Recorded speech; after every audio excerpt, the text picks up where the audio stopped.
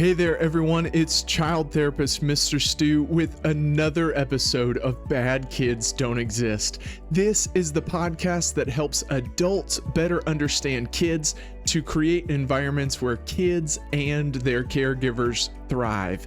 Today, I'm going to be talking about how children use behavior as their natural language. We'll take a look at what some frustrating behaviors might mean, and I'll share with you some questions to ask yourself to figure out what's really going on when kids behave badly. But before we jump into that, if you're looking for more videos about children's mental health and how to best support the little ones in your life, this is the channel for you. Make sure to like this video and subscribe so you don't miss out. My German Shepherd Stark has terrible allergies, and at one time he was constantly licking and scratching himself. It was all the time, and it was driving me wild because he was making his skin raw. It was even bleeding sometimes. Anytime I'd see him lick or scratch, I'd yell and tell him to stop. It would just be an instant reaction that I would yell and tell him he needed to stop licking or stop scratching. But he didn't stop. He'd just wait until I couldn't see him or until he knew he could get a quick lick or scratch in and go right back to it. I forgot to remind myself that if he's scratching, it's because of something.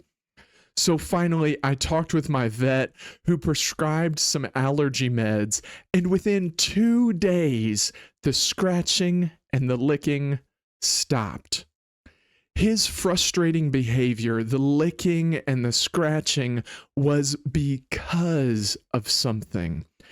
But when I was frustrated and when I saw the harm that it was doing, it was hard to remind myself that he wasn't just licking and scratching for no reason or just because he wanted to. He was taking care of something beneath the surface. When kids show frustrating behaviors, it's the same thing. There's something beneath the surface of that behavior. Today's discussion is going to get deep, and I'll say some of the things we'll talk about are going to be difficult to hear. I saw a quote recently that said, 9 times out of 10, the reason behind a behavior won't make you angry, it'll break your heart. And that's true for so many kids and so many behaviors. So consider this your warning that as we talk about kids' behaviors, there may be some things I'll share today that will break your heart.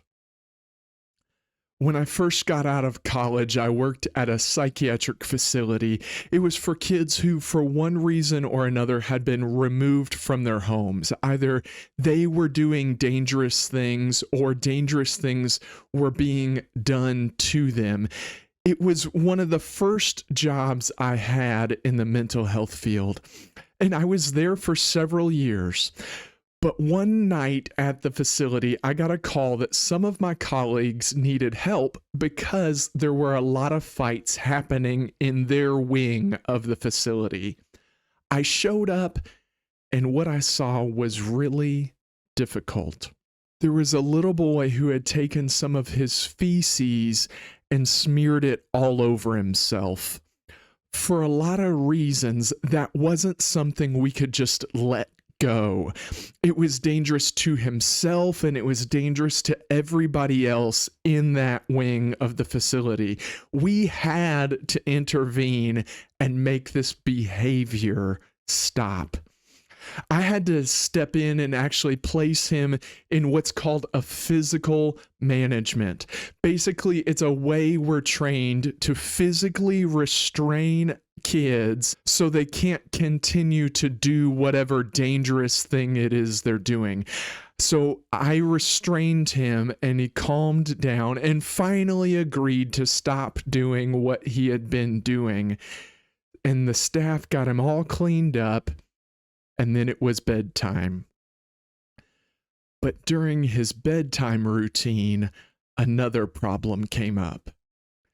He kept reaching his hands underneath his covers, underneath his blanket, which in the past was something he'd done to reach in and grab more feces. So I told him he had to stop putting his hands under his covers because it wasn't safe, but he kept doing it. Finally, I had to say, if you put your hands under your blanket one more time, I'm going to have to take it away to keep you safe. So he did it again. And as I reached for the blanket, he jumped out of bed, flipped over his mattress, and grabbed a rock he had hidden underneath the mattress. He cocked it back like he was about to throw it at me, and that's when I stepped in and placed him in another physical management. When I placed him in this one, he also showed me he had another skill. He could make himself vomit on command.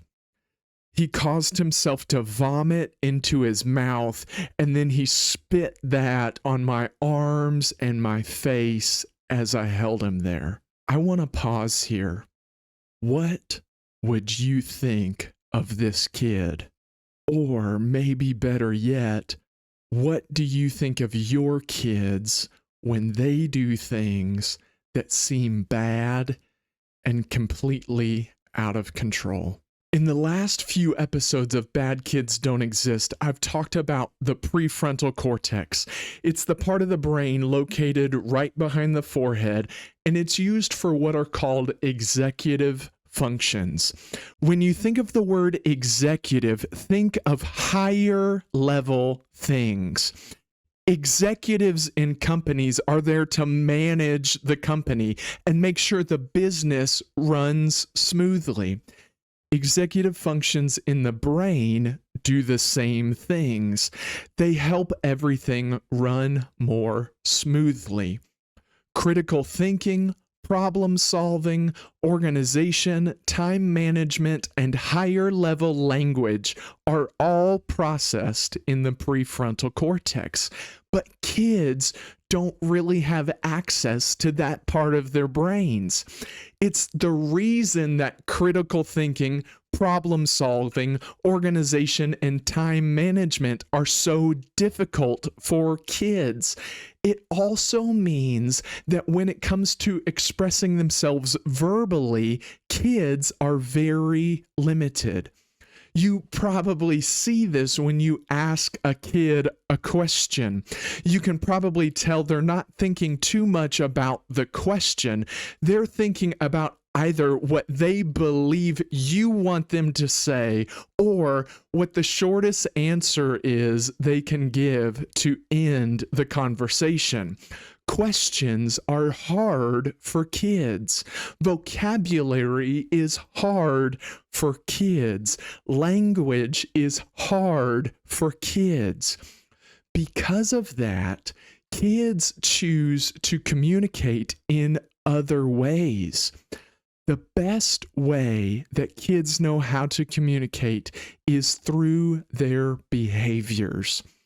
Just like Stark communicating to me that something was bothering him by continuing to scratch and lick, kids' behaviors are the way they try to communicate with us because it's their natural language. So let's go back to me working at the facility. As I was covered in everything I was covered in and stressed trying to keep this little boy safe, it was really hard for me to think, I wonder where this behavior is coming from. Maybe the same is true for you. Maybe when your kids do frustrating things, you see the behavior just as behavior and not the behavior as communication. What are your first thoughts when your kids explode at the end of a school day? What are your first thoughts when your kids misbehave on a vacation to Disney World, which is the supposed happiest place on earth? What about when they tantrum with one parent but not the other? What about when they shut themselves in their rooms more often, or they're mean to their siblings, or you find their graphic searches on YouTube or the internet, or you catch them stealing, or maybe they even start to hurt themselves? I'd bet, just like me in that story from the facility, it can be really hard for you to sit back and think, I wonder where that behavior is coming from. But what would happen if you did? When all the focus goes on the behavior, what may happen is that you end up taking care of the behavior, but once that behavior goes away, another one will pop up. Imagine your child is talking back or yelling at you, and you punish them for talking back and yelling, and all the emphasis goes on the fact that they've been talking back and you don't approve of that. In that case, you may take care of talking back, but then maybe they start getting in fights and you punish them for the fights and you yell at them for the fights, and all the emphasis goes on the fact that they've been getting in fights and you don't approve of that. And it can continue to escalate from there. We know how this works with verbal communication. If someone doesn't understand our message when we're talking to them, we may try different words, or we may start to get louder with our message. Kids do the same thing. If the messages their behaviors are trying to send don't seem to be received, the behaviors will change to something else, or the level of the behavior will increase. But what if when your child was talking back and yelling at you, you started to consider what may be going on beneath the surface, beneath the behavior? What if you found out they've been getting picked on at school, and yelling back at you was the way they knew how to get out their frustrations, because they were afraid they'd get beat up if they took their frustrations out on the kid who was doing the picking? It would change your response, wouldn't it? Now, I'm not saying that when your child does something unacceptable to just accept it. There should be consequences for disruptive behaviors. It doesn't mean talking back to you and yelling at you is acceptable, but finding out what's beneath the behavior does change the picture. It does change the way you would respond, doesn't it? What if instead of seeing behaviors as behaviors, we saw them as messages? I'm not saying kids know what messages they're trying to send. A lot of it is just subconscious, and it happens. It's a reaction. Don't expect kids to know the reasons they're doing things. Don't expect them to be able to give you a full answer when you ask, why did you do that? If they knew, or they could say it, they would have said it instead of doing whatever it is they did. But you can be the parental detective. You can see the behavior as a message, and you can ask yourself, what is the message they're trying to send me? You can ask yourself, where is the stress coming from that is causing this behavior to come up?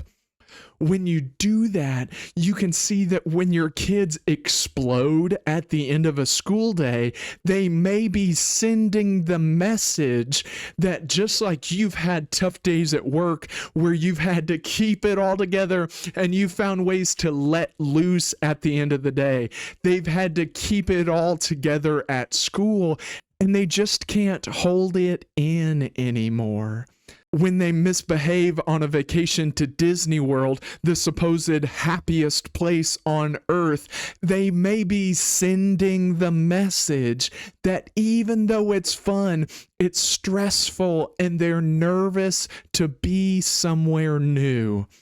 When they tantrum with one parent but not the other, they may be sending the message they see you as the safe one to let their guard down with, or that there are some inconsistencies between the households and they can't manage keeping up with it all. If they start shutting themselves in their room more often, they may be sending you the message they're feeling something difficult that they're not sure is acceptable to let you know about. If they're mean to their siblings, they may be sending you the message they feel the need to control their siblings because they're nervous of what will happen to the sibling if they don't exert that control. If you find their graphic searches on YouTube or the internet, they may be sending the message they saw something in a show, a video game, or a movie, and they're stressed out wondering what it really is, and they're trying to make sense of it all. If you catch them stealing, they may be sending the message they're nervous about their resources, or they feel less than because other kids have things they don't. If they start to hurt themselves, they may be sending the message that things are really difficult for them right now. The little boy at the facility, as I had him in that physical management and I was covered in all that mess and I was doing my best to understand what was really going on, he looked up at me and he said, "Mr. Stu, you're really strong." I laughed and I thanked him, but then I said, "I'm just here to keep you safe, buddy." And he looked back at me and he said, "Everyone hates me. My parents told me I'm a piece of crap. Everybody knows I'm a piece of crap. And I don't think he knew it, but that's why he chose to cover himself in his crap. 9 times out of 10, the reason behind a behavior won't make you angry. It'll break your heart. Can you find out the real reasons behind your child's behaviors? Can you listen to the messages they're showing you?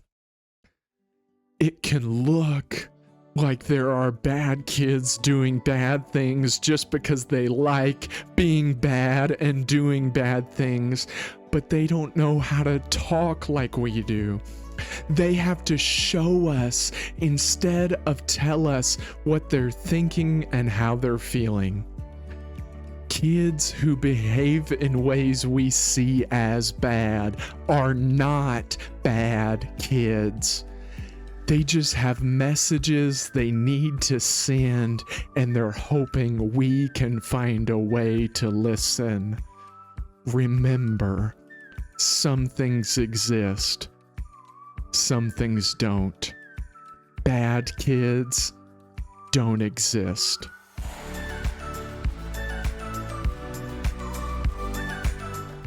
I love helping adults better understand kids to create environments where kids and their caregivers thrive. If that sounds like a good match for you and your next event, click the link in the description to this video or head over to badkidsdon'texist.com/booking, and there you'll find all the information you need to book me as a keynote speaker or a workshop leader.